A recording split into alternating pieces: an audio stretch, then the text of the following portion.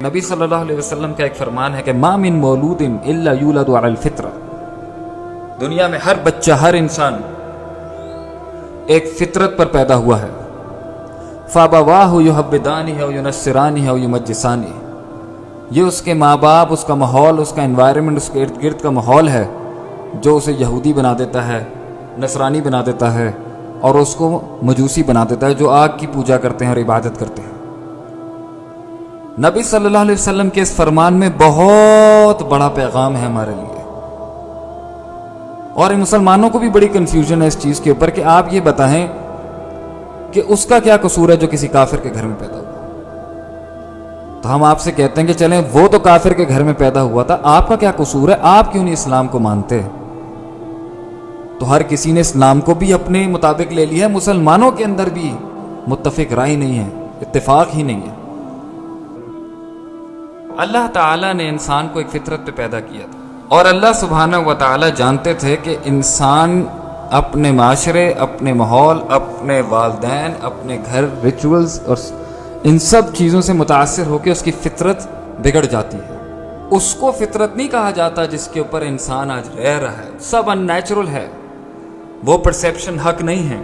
حق فطرت ڈیفائن کرنے کا کسی انسان کے پاس نہیں، نہ ہی کسی جانور کے پاس ہے. کچھ لوگ کہتے ہیں کہ انسانی زندگی جو ہے اس کو کپڑے ہی نہیں پہننے چاہیے. کیوں؟ کیونکہ جانور بھی تو اس دنیا میں برہنہ اور بغیر کپڑوں کے گھومتا ہے. انسان نے یہاں پہ لے گیا اپنے آپ کو، اور قرآن نے بڑی زبردست عکاسی کی ہے اس کی. اللہ تعالیٰ کہتے ہیں قرآن میں وَلَقَدْ ذَرَأْنَا لِجَهَنَّمَ كَثِيرًا مِنَ الْجِنِّ وَالْإِنسِ لَهُمْ قُلُوبٌ لَا يَفْقَهُونَ بِهَا، ہم جہنم کے اندر جنوں اور انسانوں کی ایک بہت بڑی جماعت کو داخل کر دیں گے. کیوں؟ کیونکہ ان کے پاس دل تو تھے مگر فقہ نہیں تھی، گہرائی نہیں تھی، فہم نہیں تھا، عقیدہ نہیں تھا، انقیاد نہیں تھا، سوچ نہیں تھا، قرآن نہیں تھا، حدیث نہیں تھی. دنیا کے مین میڈ پرسیپشن اور خود ساختہ قوانین تو بہت تھے جو انسان خود گھڑ لیتا ہے، لیکن اللہ کا قانون نہیں تھا. وَلَهُمْ أَعْيُنٌ لَا يُبْصِرُونَ بِهَا، آنکھیں تو تھیں مگر اس کے اندر بصیرت نہیں تھی. ظاہر دنیا کو بڑا سمجھ میں آتا ہے ان کو، يَعْلَمُونَ الظَّاهِرَ مِنَ الْحَيَاةِ الدُّنْيَا، دنیا کا ظاہر ان کو بہت سمجھ میں آتا ہے. وَهُمْ عَنِ الْآخِرَةِ هُمْ غَافِلُونَ، مگر اس کے اندر چھپی ہوئی جو حقیقت ہے آخرت اور اس کا ایک حساب کتاب اور یوم البعث، جب انسان کو کھڑا کیا جائے گا اور پوچھا جائے گا کیوں کیا تم نے یہ، من ربک من نبیک وما دینک، رب کون تھا، نبی کون تھا، دین کیا تھا، کیا لائف سٹائل اپنایا تم نے اس دنیا میں، کس کو تم نے فالو کیا، نہیں، غافل. وَلَهُمْ آذَانٌ لَا يَسْمَعُونَ بِهَا، اور ان کے پاس کان تو تھے مگر وہ نہیں سنتے تھے جو حق تھا سننے کا، اللہ کی بات. انہوں نے انسانوں کو ہی سن لیا اور اس میں سے ابلیس کو بھی سن لیا، اور گانے بجانے، ساز باجے، ان مراسیوں کو سننا شروع کر دیا جن کے پاس کوئی فکر نہیں، کوئی تھاٹ نہیں، کوئی ڈیپتھ نہیں. اللہ کہتے ہیں جب انسان ایسا ہو جائے اولئک کالانعام بل ہم اضل، وہ جانور سے بھی بدتر ہے، بلکہ جانور ہے اور جانور سے بھی بدتر ہے، بل ہم اضل، اس سے بھی زیادہ گمراہ ہے. کیا گزرا؟ تو یہ تو لے سکتے ہیں ان جانوروں سے اپنے ایتھکس اور ویلیوز، ہم نہیں. لیکن ہم اس بات کا اقرار ضرور کرتے ہیں کہ انسان کی فطرت ڈیویٹ ہوتی ہے، ڈسٹرب ہوتی ہے، کرپٹ ہو جاتی ہے، فاسد ہو جاتی ہے. تو اس کا مطلب کیا ہے کہ جو انسان سوچ لے گا ہم اس کو کریکٹ نہیں کریں گے.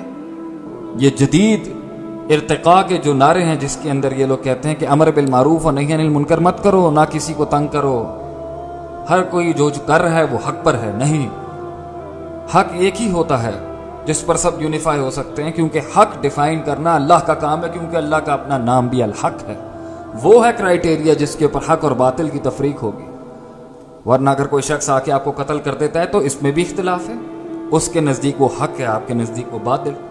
ایبسولوٹ ایول اور ایبسولوٹ گڈ، خیر اور شر کا موازنہ ہی نہیں ہو سکتا، پھر تو سب خیر ہے.